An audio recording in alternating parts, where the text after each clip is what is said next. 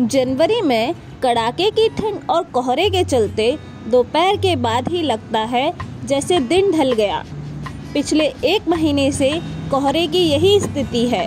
लगता है इस बार सर्दियां पिछले सारे रिकॉर्ड तोड़ देंगी। सब यात्रा की बस जैसे ही शमशान घाट पहुंची, कई लोगों ने आकर बस को घेर लिया। बस के साथ 20-25 गाड़ियों का काफिला भी था। लगता था कि किसी बड़े आदमी का शमशान पर आना हुआ है, वरना आजकल 10-15 आदमी भी मुश्किल से जुट पाते हैं। अब किसे फुर्सत है जो 2 कदम जाने वाले के साथ चल सके।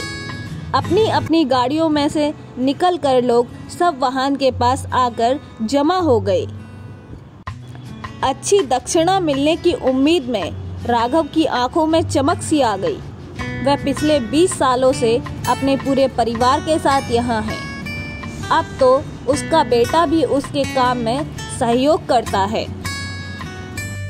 बड़े बेटे खिल्लू ने तो चाय की गुमटी में एक छोटा मोटा होटल ही खोल लिया है। अंदर बैठने की भी व्यवस्था है और 8-10 लोग कुर्सियों पर बैठकर आराम से चाय पी सकते हैं। दुकान में बीड़ी, सिगरेट, माचिस और बिस्कुट सभी कुछ मिलता है। दुकान के करीब एक नल भी है। लोग हाथ मुंह धोकर अक्सर चाय की फरमाइश कर ही देते हैं। गर्मियों में ठंडा भी मिलता है। कई बार भीड़ ज्यादा हो तो खिल्लू आवाज लगाकर जीवन को भी बुला लेता है। जीवन 14-15 साल का उसका छोटा भाई है। माँ भी अक्सर हाथ बटाती रहती हैं। एक नौकर भी दुकान पर है।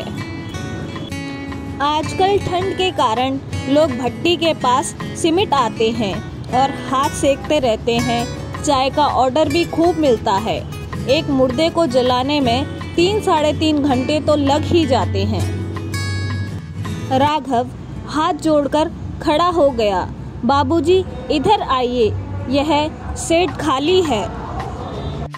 सब वाहन के साथ आए आदमियों में से एक जाकर शेड देख आया। लोग अर्थी को उठाकर कंधे पर रखते तभी एक लाला टाइप आदमी ने टोक दिया, बाबूजी 10 मन लकड़ियां काफी होंगी। तभी राघव चीखा, अरे पूछता क्या है, तुझे नहीं पता एक मुर्दे के लिए कितनी लकड़ियां चाहिए? बाबूजी क्या मोल भाव करेंगे, कौन रोज रोज मरने आता है, बस यही एक अंतिम खर्चा है। राघव की बातें सुनकर वह आदमी जाने लगा। राघव ने फिर कहा, रज्जो ध्यान रखना लकड़ियों का, सूखी हो। और बाबूजी? राघव बोला, फूल बतासे, घी, गंगाजल आदि? नहीं, हमारे पास सब है। सबके साथ आए एक अन्य व्यक्ति ने उत्तर दिया। और पंडित? एक व्यक्ति ने गाड़ी में अंदर झांककर मालूम किया तो पता चला कि पंडित साथ नहीं आया है। घबराने की बात नहीं है बाबूजी, राघव बोला, यहाँ सब व्यवस्था हो जाएगी। फिर आवाज लगाई, अरे जीवन, जा जरा पंडित जी को बुला ला। सब कुछ पल भर में तैयार। एक आवाज पर हर काम में पारंगत आदमी मिल जाता है। कोई झंझट नहीं है, बस कुछ पैसे चाहिए। पंडित भी कुछ मिनटों में हाजिर हो गया। अर्थी को एक टीन शेड के नीचे ले जाया गया। पंडित ने जमीन पर गंगाजल छिड़का, थोड़ा दूध भी छिड़का, कुछ फूलों की पंखुड़ियां और बतासे डाले और फिर अर्थी को नीचे रखने का इशारा किया। इस दौरान वह मंत्रों जैसे कुछ संस्कृत में बुदबुदा रहा। इसी समय लकड़ियां भी आ गई। साथ आए लोग चिता तैयार करने के लिए आगे बढ़े।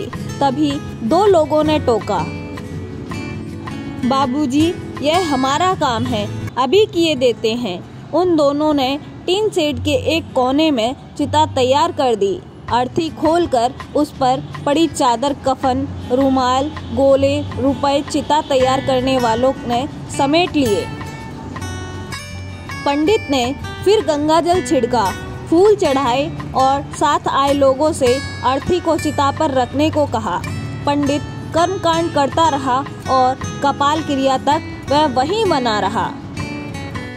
साथ आए लोग चिता की पूरी तरह जलने के इंतजार में उधर उधर छिटक कर बैठ गए। कुछ चाय की गुमटी पर रुक गए। ठंड भी खूब पड़ रही है, कोहरा भी खूब छाया है। चाय की भट्टी पर कुछ लोग हाथ सेकने लगे। राघव घूम घूम कर देखता कि चिता की आग कहीं से धीमी तो नहीं पड़ गई। हाथ में पकड़े बांस से जलते लट्ठों को कुरेद देता, आग और तेज हो जाती। शेड के दूसरे कोने में भी चिता जल रही थी। राघव उधर भी जाकर आता और वहां भी उलट पुलट कर देता। 5 बड़े बड़े शेड थे और सभी में 2-2, 3-3 चिताएं जल रही थी।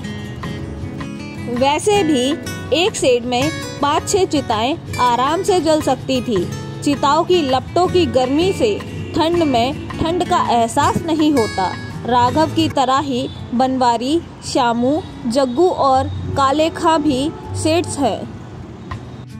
किसी को पलक झपकने की भी फुर्सत नहीं है।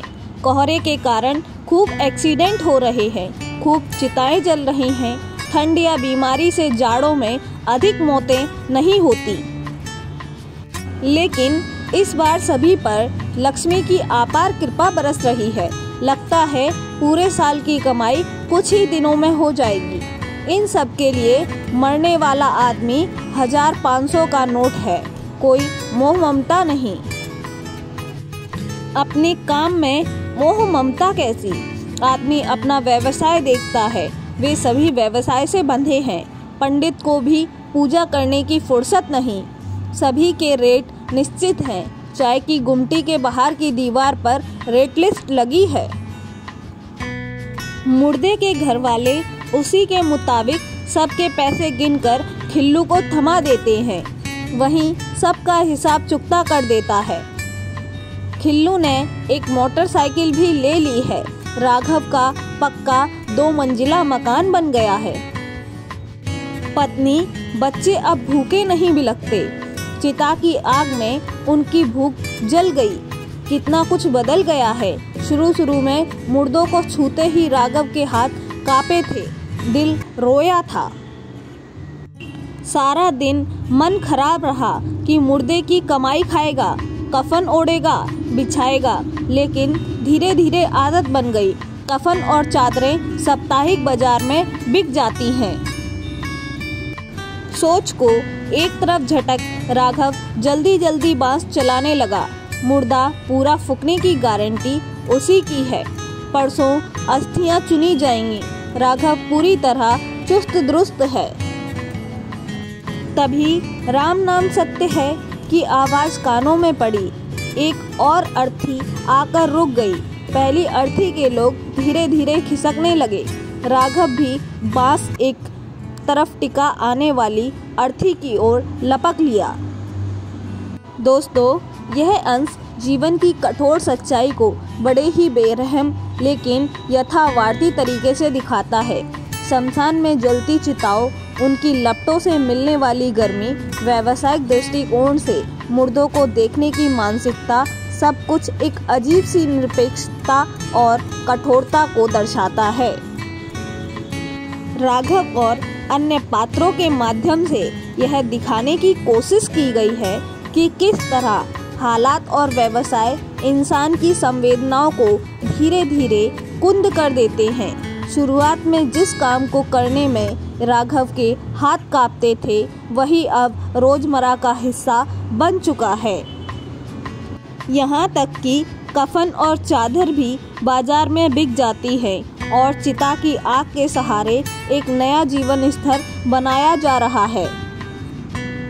इस पाठ को पढ़कर यह सवाल उठता है कि जीवन और मृत्यु के बीच का यह व्यवसाय क्या सिर्फ आर्थिक मजबूरी है या समय के साथ संवेदनाओं का मर जाना एक स्वाभाविक प्रक्रिया है।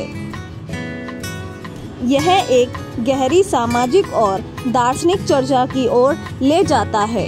आप इस अंश को पढ़कर क्या महसूस कर रहे हैं, कृपया हमें कमेंट में अवश्य बताएं। और दोस्तों, अगर आपको यह जानकारी पसंद आई हो तो कृपया इसे ज़्यादा से ज़्यादा लोगों तक शेयर करें और साथ ही चैनल को सब्सक्राइब करना ना भूलें। धन्यवाद दोस्तों।